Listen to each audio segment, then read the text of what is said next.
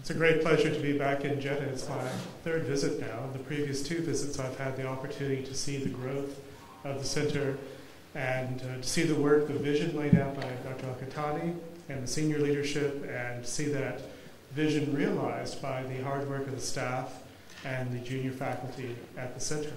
And it's really gratifying to see that that is coming to fruition and certainly promises great things ahead.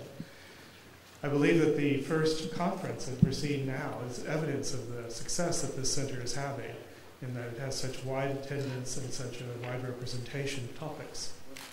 I thank the organizers for the invitation, and today I'm going to talk about the use of genetic regulation in stem cell therapies. And so it won't be quite the level of perhaps hardcore sequencing type of things that you were seeing previously. But hopefully you'll see the way that genetics can be applied into a therapeutic approach and the ways that we're trying to do that. I'm going to break my talk into three components today. The first part of it, I'll be talking about the concept of the epigenetic landscape and what this means, because during development the concept has been put forward that the specification of cells that make up the body and the different tissues is accomplished through the regulated expression of genes and also, importantly, their silencing to create the cell lineages that are present. And we think that we can utilize these principles that arise during development to recapitulate that in repair strategies, and so I'll be telling you about that. I'm going to use examples of this approach utilizing the nervous system. And in the first case, I'll be talking about modulating stem cell fate when there is actually a neurogenic niche, where there's an environment where the signals are present that are helping regulate cell fate. And we'll be looking at adult hippocampal neurogenesis in that context. And then one of the powers of the CNS is that most of the areas, in fact, do not support this.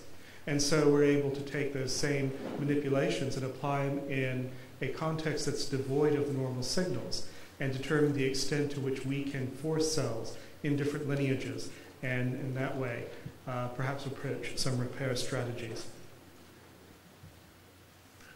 So the concept of the epigenetic landscape was initially proposed back in the 50s by Conrad Waddington.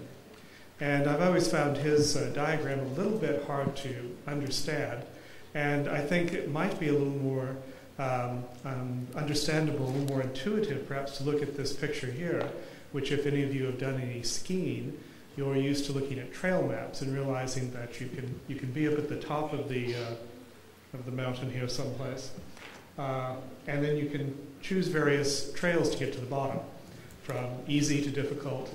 And then at the bottom, you can turn around and catch the ski lift back up and repeat the process.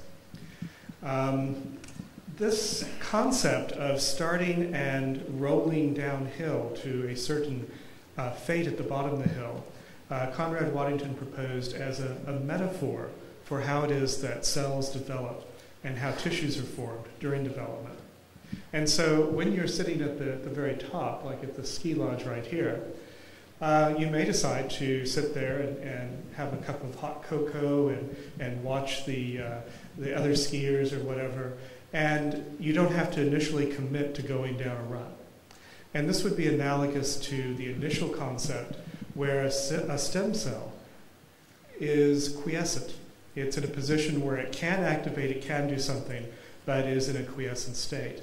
But once a commitment's made, once you start going down the slope, you have a variety of choices. You could go off this way or that way.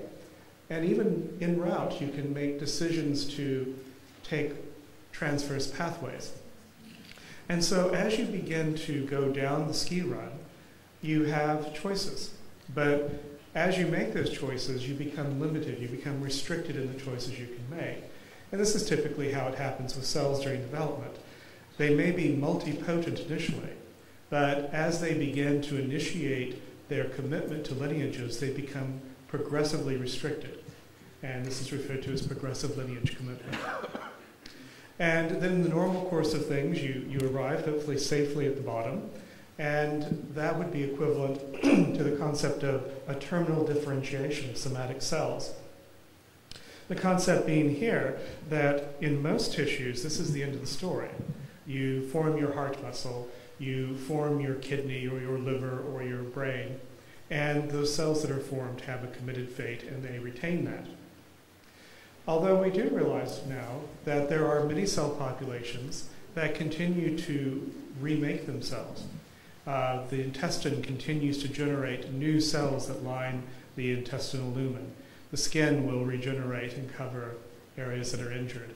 The hematopoietic system is set up to reproduce continuously the blood cell lineages. And so while most cells may sit at this lower state down here, some of them are able to have their population added to by new cells starting to come down the slope. And so this is one of the interesting things about repair strategies, is if you have a tissue, such as maybe the cardiac tissue or the brain, that is composed largely of terminally differentiated somatic cells, and you need to repair, you need to replace cells that are lost to injury or disease, can you do so by recruiting more progenitor cells or stem cells that may not yet be committed? And so this is what I'll be talking about in a lot of my talk, but before I go to that, I would like to introduce you to the concept that it may be possible to reverse this terminal differentiation. And so I had mentioned earlier how you could take a ski lift and you could go back up to the top and come down again. And so that same metaphor applies to the concept of inducing a pluripotency in cells, allowing them, once they've become differentiated, to go back to having options again. And this concept of induced pluripotency has now been achieved by the combination of a couple of genes, expression of originally 4, although now this is down to 3 genes, that can wind the clock back, and a cell can become a more primitive induced pluripotent cell again. This has also been shown to be accomplished with small molecules, which has quite an advantage for any potential therapy. And so one of the describers of induced pluripotency, Shinya Yamanaka, published this review in Nature, where he took this sort of rolling downhill instead of a ski slope. This is more the classic Waddington figure. And he postulated that, the way to model this is if you have a cell that's come down to the bottom and you induce its pluripotency back by this combination of gene expression in the cell, you can take it back up from a commitment to an area where it's again pluripotent. And ideally, you might be able to do this in such a way that you can hold it in place. This little bar reaching across here is referred to as an epigenetic block, or a bump, that's going to keep the cell in its quiescent stem cell state until once again it is activated and undergoes commitment. Now, the other thing that he postulates, or is postulated in the field, is that if you take a terminally differentiated cell and you push it back, but you don't get all the way there, it'll roll back down. And so you can get a cell that has a pluripotency partially restored. It goes back to a more primitive type. But if it doesn't maintain that complete reprogramming, it will again follow that same cascade. And the idea is actually that it would go down the very same slope. It would reproduce the same cascade. And this is a principle that's emerging now with the use of the pluripotent stem cells, is that they can have an epigenetic memory. And so while in theory you might be able to take a skin cell, induce its pluripotency, and then try to drive it to become, let's say, a cardiac myocyte, there's a bit of difficulty to overcome because there's a certain, as yet somewhat ill-defined, epigenetic memory that wants to have that cell go back along the lineage that it had chosen before, and that's still an area of investigation. Another possibility that could be from this scenario is that you could reprogram, but instead of pushing all the way back to pluripotency and then having a cell progress down a normal period of cell lineage commitment, you could directly transform it into another phenotype. And this has been controversial, but there has been some evidence that this might be possible. And finally, the other possibility that is within the model is that cells that you attempt to reprogram, if that fails or it's inappropriate in some way, that cell may become senescent or in fact may die. And so induced pluripotency has really changed the way we think about how we might approach therapeutic strategies and how we might understand the regenerative potential of stem cells. However, while one may first think of this as a great way to develop therapies, in fact, this may be somewhat limited because of a potential oncogenic activation that may occur. And so you may take a stem cell from a skin cell, let's say, from a patient, and induce it to be pluripotent by expressing these genes, and then differentiate it into the type of cell you want for repair and put it in the body.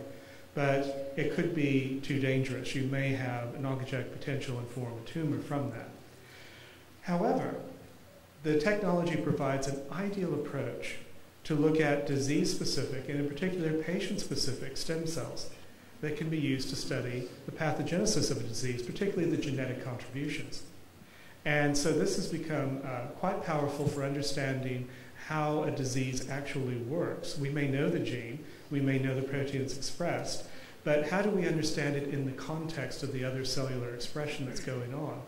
And so now you can, instead of taking a patient, let's say, who has a myotrophic lateral sclerosis, a degenerative neuron disease that will eventually cause a loss of mobility and eventually death, well, you can't go and take a spinal motor neuron from an ALS patient and directly study it in a dish. And yet we'd like to do this. We'd like to learn quite a bit about that. And so this provides a potential mechanism whereby you could take skin cells from these patients and run them through this process, turn them into neurons, and then be able to study directly the pathogenesis of the disease. But in addition, it also provides now a powerful tool for drug screening. So if you can generate disease-specific cells that are differentiated, it provides a wonderful mechanism by which you can test drug effects. And so this has potential not only directly for regenerative therapies, but for understanding perhaps the differences from the SNPs that we've heard about today, or to look at general effects of drugs. And so the pharmaceutical industry is quite interested in this. And I've given you an example here of a recent paper I think is a good example, looking at Rett syndrome, understanding the pathophysiology of the disease in cells and neuron cells that have been derived from a somatic cell. Another way to approach this is a direct reprogramming. And I mentioned how that might be possible. You might be able to just go directly to one phenotype.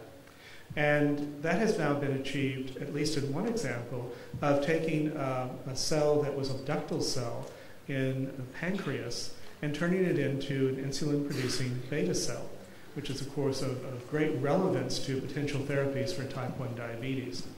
And so the paper that I'm referring to is referenced here if you want to look in that further. And so this actually has a tremendous potential benefit, again subject to the need to use potential oncogenes to accomplish the induction of pluripotency.